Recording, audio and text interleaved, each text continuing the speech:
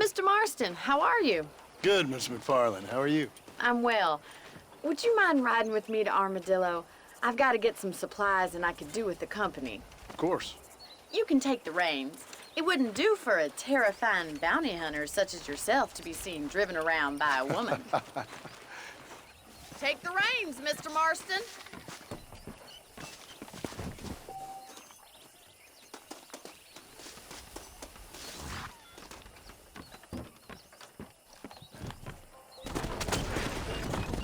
You're looking much better, considering you were almost buzzard food a couple days ago. I have you to thank for that, miss. So do tell me, have you needlessly risked your life since we last spoke? No, miss, I have not. Well, that's a relief. Perhaps there's hope for you yet. I wouldn't bet on it. Oh, there's always hope, Mr. Marston. You can't be a rancher in this kind of country if you don't believe that. An admirable attitude, miss. I suppose so. I can't think of any other way to stay sane, to be frank. What about you? Have you ever given up hope altogether?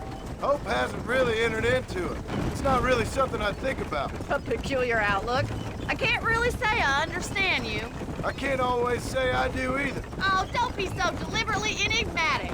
I'm not, miss. Yes, you are. You are being deliberately obscure as a substitute for having a personality. I just know there are two theories to arguing with women, and neither one works. I'm not even going to dignify that gibberish with a response.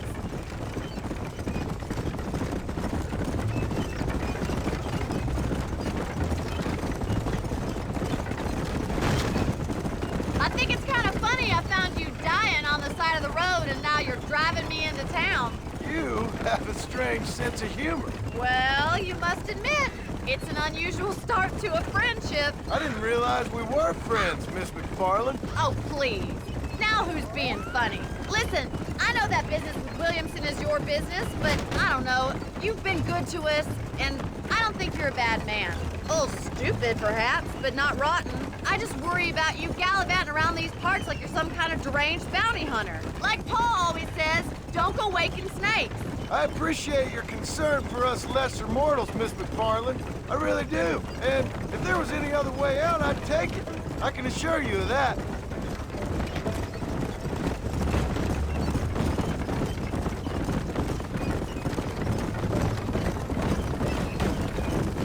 You never did tell me where you live. I have a small holding up in Great Plains. A farmer? Yeah, and I'm the Queen of England. And at what point during your day of hunting down outlaws do you find time to raise chickens? Only been at it 3 years or so. I guess I'm kind of new to it. You're telling me? So who's looking after this farm of yours right now? Uncle. Well, he's not my uncle, as far as I know. Just an old dog who's as lazy as a lizard on a hot day. The kind of fella laboring under the delusion that age brings wisdom. Sounds like the perfect person to leave in charge of your entire livelihood. We go way back, and I didn't have a lot of choice. I'd be getting back there if I was you. That's what I'm trying to do, miss.